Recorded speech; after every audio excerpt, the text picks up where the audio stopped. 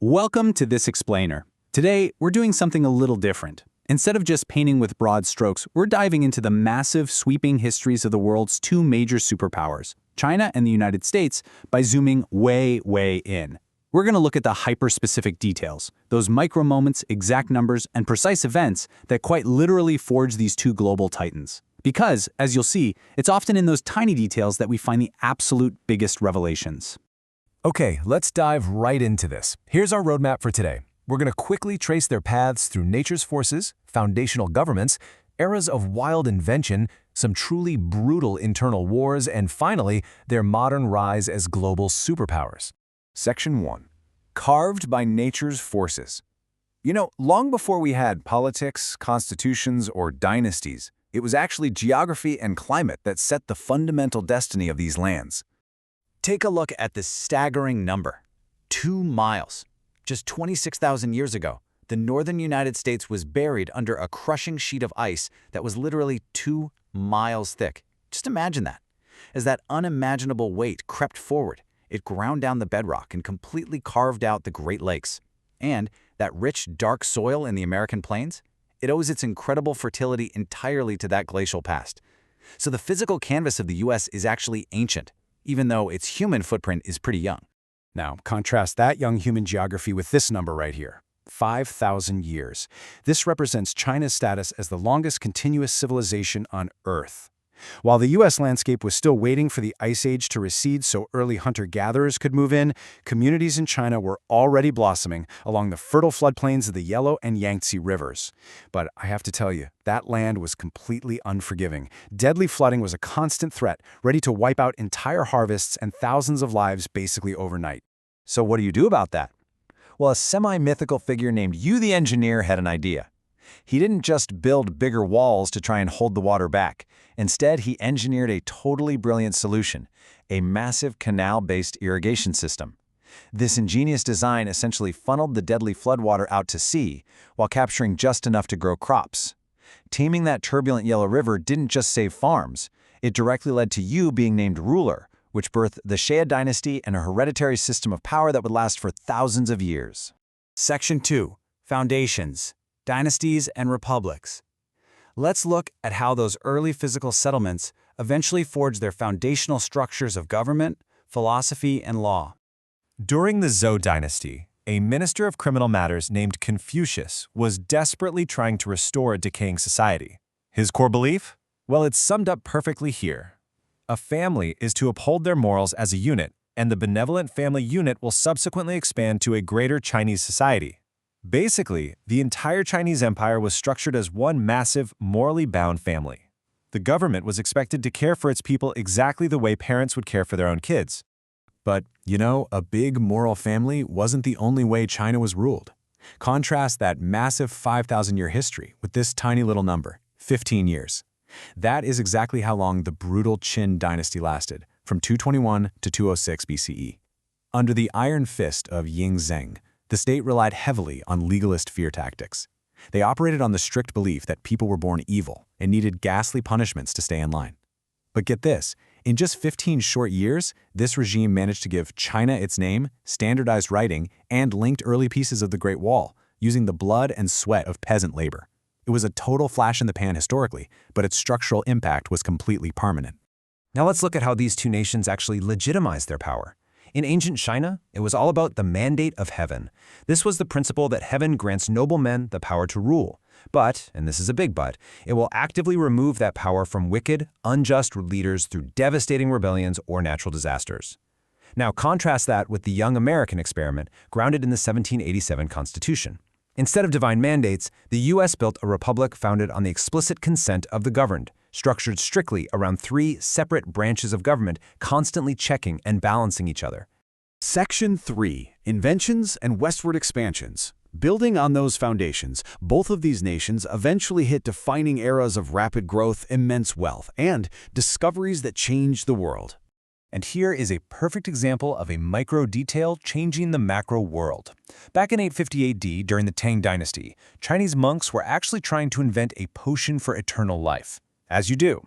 They mixed precisely 75% saltpeter, 15% charcoal, and 10% sulfur. The result? A sharp smell of sulfur, scorched skin, a house burned straight to the ground, and the completely accidental invention of gunpowder. It was a literal flashpoint that permanently altered the course of human history. Meanwhile, over in the young United States, expansion came with a highly specific, very literal price tag, $15 million. In a single 1803 transaction with France, President Thomas Jefferson purchased the Louisiana Territory. With that exact sum of money, the U.S. instantly doubled its physical size.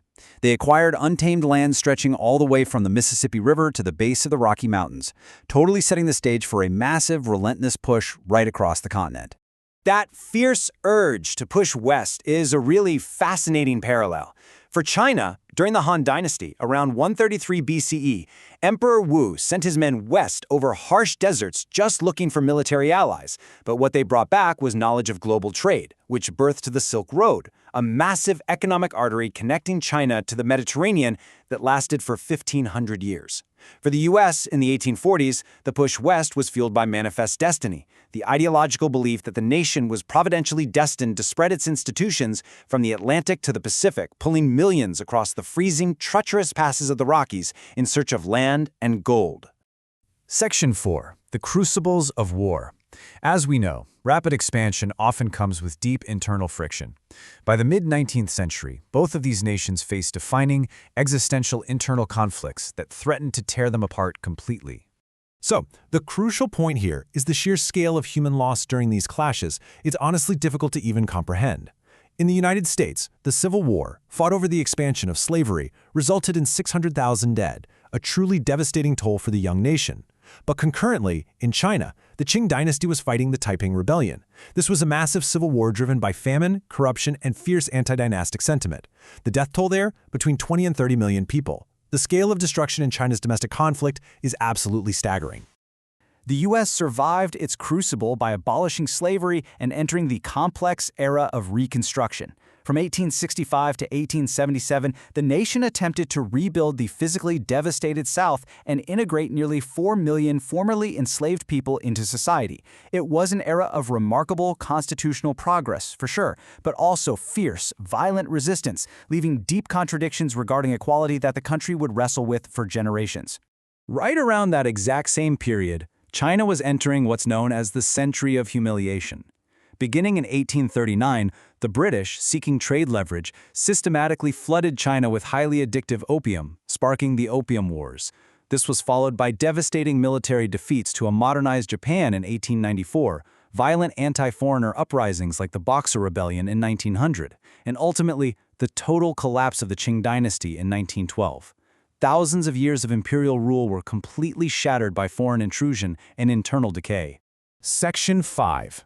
Rise of two superpowers. From the ashes of that brutal 19th century, older systems finally gave way. And in their place, the contemporary global titans we recognize today began to take shape. The 20th century moved at absolute breakneck speed. In 1945, the U.S. and China ended World War II as victorious allies against Japan, with the U.S. emerging as a global superpower wielding nuclear capabilities. Just 4 years later, in 1949, Mao Zedong's Communist Party won the Chinese Civil War, establishing the People's Republic of China. Fast forward to 1991, the Soviet collapse left the U.S. as the sole global hegemon, only to have its domestic security shattered by the 9/11 attacks in 2001, violently pivoting its focus to the war on terror. Today, the state of China is anchored by this massive, undeniable figure, 1.4 billion people. Under the stern leadership of Xi Jinping, China has maintained its role as an unstoppable economic force. It is industrialized at a pace rarely seen in human history, becoming the undisputed leader in global manufacturing, and currently possesses the largest naval fleet on Earth by number of vessels. It's positioned itself strictly as a key player in the new era of globalization.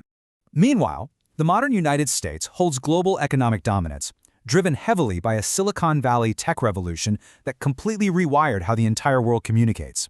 It wields unprecedented military power.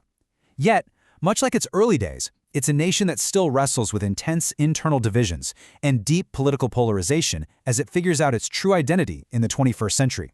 Which leaves us with this final provocative thought. Today, we've traced the micro details, from crushing 2-mile-thick ice sheets to monks mixing precise ratios of saltpeter, from a $15 million land purchase to massive civil wars resulting in tens of millions of deaths. These highly specific moments literally compounded over thousands of years to forge the macro reality of the geopolitical landscape we navigate today. So, as these two vastly different, deeply complex, and equally influential giants look to the future, what does the next chapter hold? Thanks for learning with us, and we'll see you in the next explainer.